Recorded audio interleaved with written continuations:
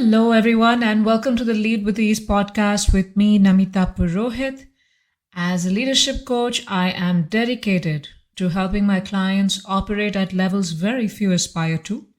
This podcast is proudly sponsored by the Transcend Partnership, an upcoming community that I am building for leaders to find their people, the people who get them, find their inner circle, their innovation circle, so that they can operate at 10x in life and business. In today's podcast, I'm going to talk about why doesn't your family support you in your audacious goals, in your pursuit of reaching your full potential as a leader, in your pursuit of success, in your pursuit of what's possible. I'm going to discuss 3 reasons why that happens. How can you handle those 3 reasons? And 2 very important things that you can do about it. And it's about taking care of your own needs. And that's the 2C formula that I'm going to share. So why don't they support you? And reason number 1 is they fear for you. Out of love and affection for you, out of fear for you. And because they may not have done or, they may not have made the same bold moves as the ones that you're trying to do in your business, in your startup, or in your leadership, in your career moves. They get worried that you may be at risk, you may harm yourself, your health may suffer, you may get cheated by others. And they're acting out of that because of they fear for you, and that's happening because they themselves have probably not made the same bold moves themselves. Yes? So they're responding to your goals from their own set of inner beliefs and how life should be. They're acting out their own unresolved fears and out of love for you. Now, what can you do about this? When you are, you have some dream that you're sharing with your family member, and then they're like, the support is not just like, neutral, but it kind of becomes negative because, they're acting from their fears. And while you understand that, but it can still have a detrimental effect on you. And what you're trying to do, it can put a dent or shade on your dreams. Now, what can you do about it is you can absorb the wisdom that they're sharing with you. There is a lot of wisdom in somebody cautioning you about all the pitfalls that could happen. And also remember that let those cautions that they're sharing with you, let them inform your decisions. But out of loyalty for them, because they are your family members, you don't take on their emotions and thoughts about your goals. So while you may decide whether you want whatever they've shared, you want that to inform your goals or not, edit your path or not, but you don't want to, out of loyalty, take on their emotions and thoughts about your goals. And a lot of times out of loyalty, we do that.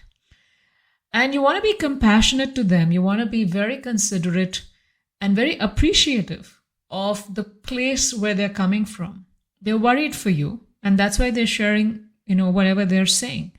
And it's a blessing to have someone worried about you. That shows a sense of deep connection. Now, what they may say may not agree with you, but it's just such a blessing to have someone worried about you. And you must count that and appreciate that and try to, communicate with them and tell them that, yes, you understand what they're saying and you will be cautioned, you will take those precautions. You will,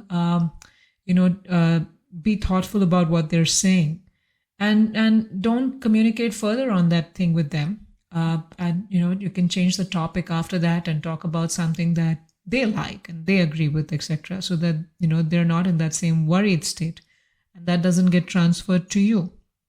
Remember that people can only guide you from their level of exposure and experience. So as you're growing and you're becoming this very impactful leader, founder, entrepreneur, CEO, you have to be thoughtful and cautious about whose feedback are you going to take. And that brings me to the next point, which is the second reason why some family members may not be able to support you is because they're looking for some kind of validation for themselves. And you're like, what does that mean? Why would they discourage me because that gives them validation? Well, it does.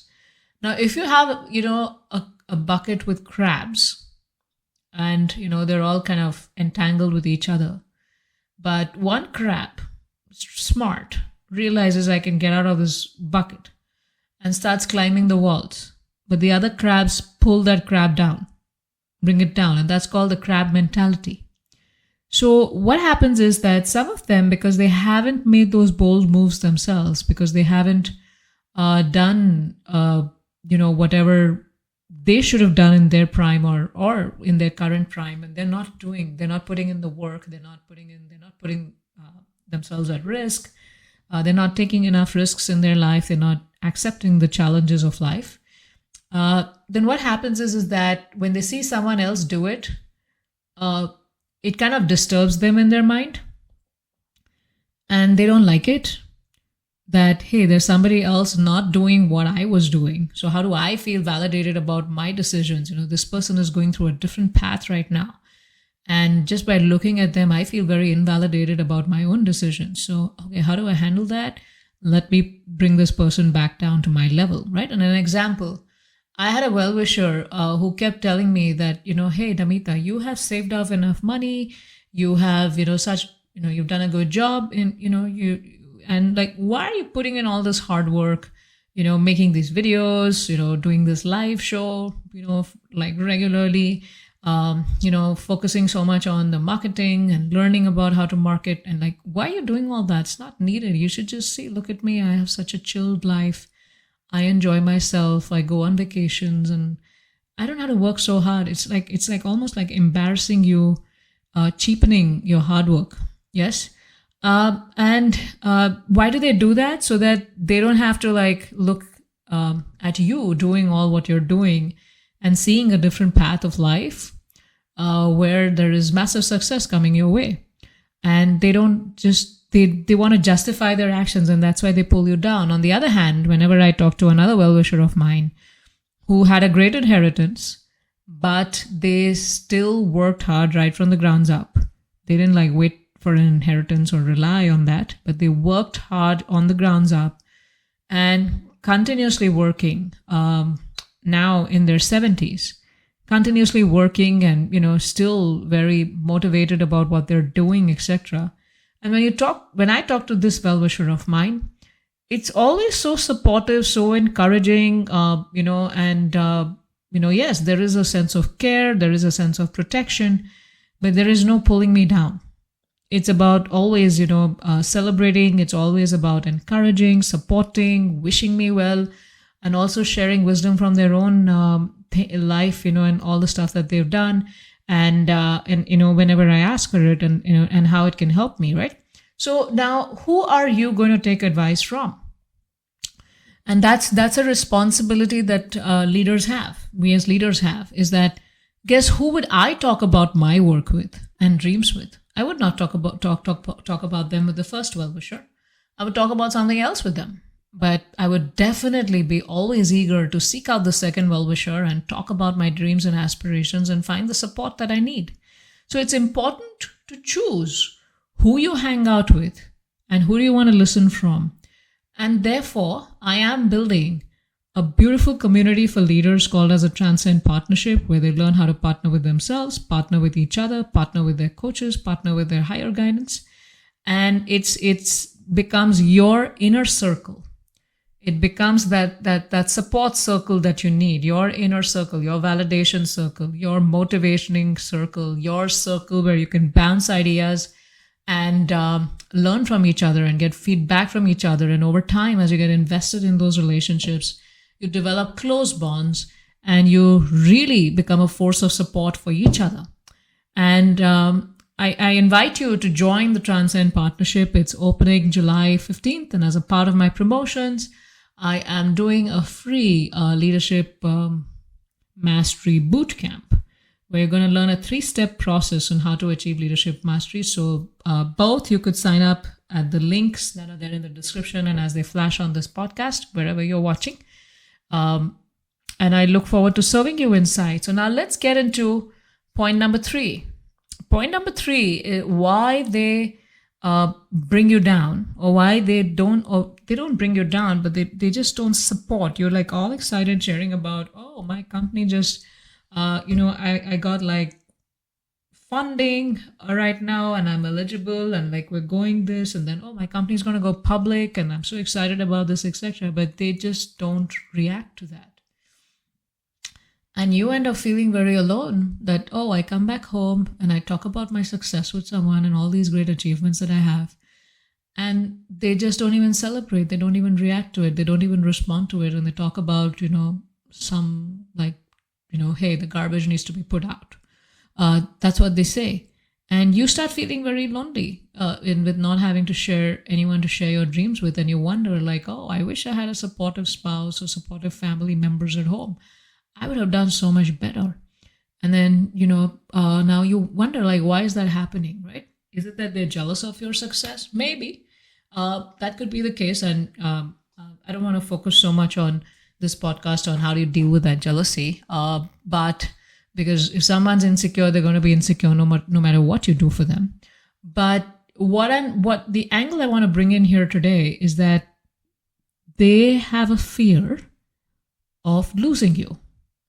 The reason that they're unable to support you in your dreams, in your blue sky goals, in your audacious, things that you want to do and like the risks you want to take, is because they see you getting really busy with all of that. And while they're happy for you, they end up living a very lonely existence, right? And there is this concept of a golf widow. But there is also this concept of a CEO widow, and it could be a man or a woman. But if you have one spouse who's like so busy in their work, the other spouse feels like, they feel alone. They feel like a widow or a widower.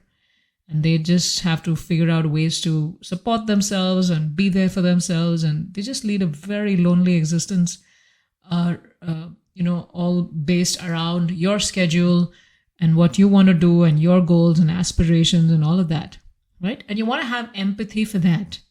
Yes. So while you are grappling with your own need for support from your spouse, your spouse is supporting you in so many ways and giving you a stable home and children and all of that, and being a stable spouse for you.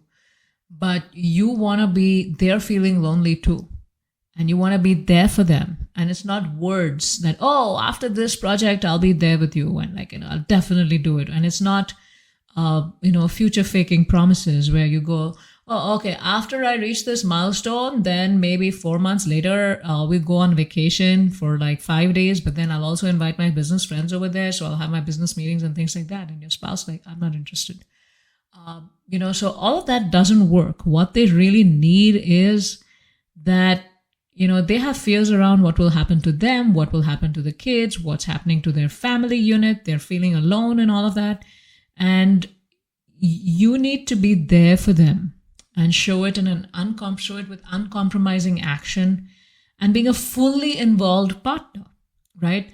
And I'll give you an example of this uncompromising action. I follow Marc Randolph, the co-founder of Netflix, on Twitter and LinkedIn. And there are a couple things that he posts pretty regularly, every 2 or 3 months. And I've made note of those and they're really nice. And one of the things he says is that 20 years from now, the only people who will remember that you worked late is your kids and your spouse, not the company, not the customers, not anyone, but only your kids and your spouse who's going to remember it. And another thing he shares is that he's worked very hard and, in his entire life but the major focus has been to keep his life balanced with his job, the task at hand and the leadership. And he's been a co-founder of at least 6 companies, founder of at least 6 companies. Yes.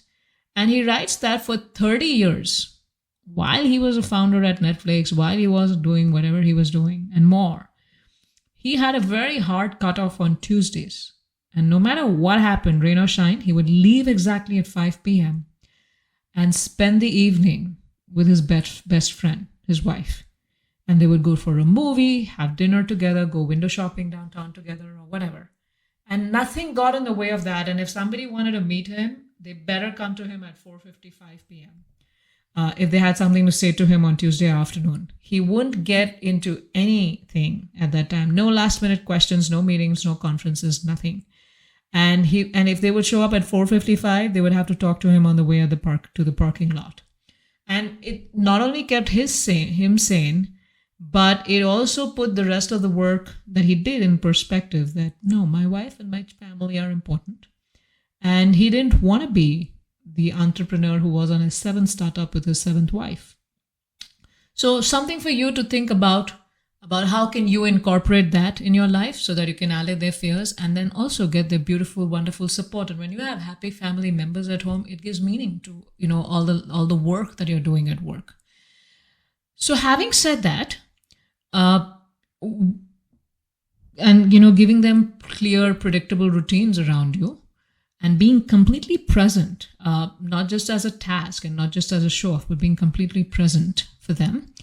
I also now want to touch upon the 2C formula that you need to take care of, because you've understood how to navigate. I've shared with you 3 points. You've figured out how to deal with each of those situations and navigate and things like that.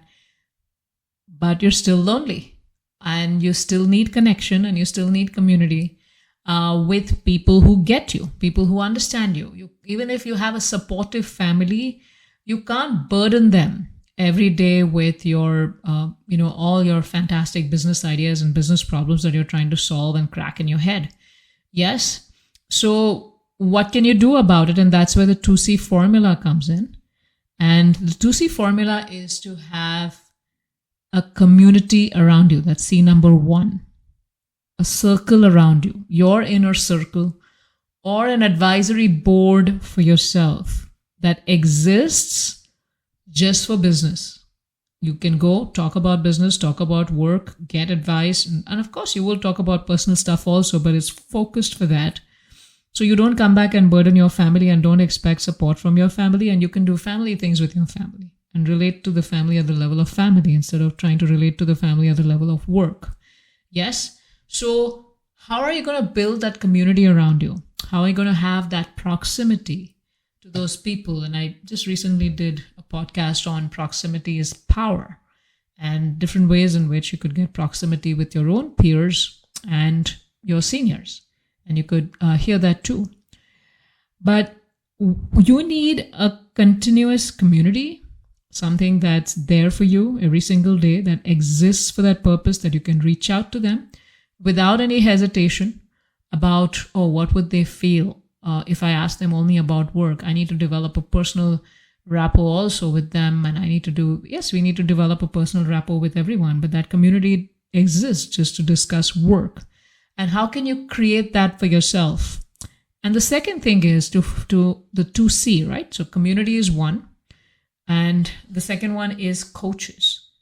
You all need to be heard and understood. Especially as leaders with so much going on in your head, you want a sounding board, somewhere where you can speak, a trusted, safe space where you can speak your emotions, speak your mind, and they help you be accountable, and they help you with guardrails, and they help you as guiding lights to help you process your thoughts and get inner clarity and take on the next steps. And that's very important in your life. And think about where can you seek those coaches. I'm not talking about mentors. The mentoring relationship is great, and you must have that also in your life. But it's more like senior to junior. You want your person. So community is one way to get a group of people who are your person. And a professional coach, a leadership coach who can help you, is another way to have your person who is always there for you and there for you for that purpose, and who's serving you at that high level, where you can just be intimate, you can share everything that you have to share, discuss your ideas, bounce, and they should be skilled also to be able to understand the challenges of leadership and business and have supported people like that. So think about what can you do to find these 2 C's in your life, and so that you don't feel lonely and you don't burden your family with your need for support in business, right? You can get the emotional support and, the emotional shelter, physical shelter, spiritual shelter with your family, and be that for them too, right? And while all your business stuff, you can find another place to do that. So find these 2Cs for yourself. And if you're shopping, I'd like to invite you to join the Transcend community, the Transcend Partnership, which starts mid-July. And I'm doing a free training, Leadership Mastery Bootcamp, as a promotion for that from July 10th to 14th. And I very eagerly welcome you, to serve you, to find your inner circle, find your advisory circle, so that you don't feel alone, you feel supported, and you don't have a bunch of consultants advising you in business, but you have like real people doing real business and giving you like great feedback, not just on your leadership, but also on your business and your personal life. So I invite you to join the Transcend Partnership. You will also get access to my course library that I am specially making for leaders right now, so that you can work on yourself at 3 levels. And I call it the pro level, which is your personal, the relational. So personal is self-leadership, working on yourself, strengthening your core. Relational is basically with teams, stakeholders, co-founders, and your personal relationships. And organization, PRO. Organizational is strategy, decision-making, hiring, expansion, what does the future look like, and responding to trends and things like that. So you're going to get all of that. And I look forward to serving you inside. And please connect with me. There is a link in the description here where you can sign up and get more information, and also book a call with me after you sign up to know more and how it can help you. So I look forward to serving you inside. And this is Namita signing off on this beautiful edition of the Lead with Ease podcast, where I talked about what should you do when your family doesn't support you in your audacious goals.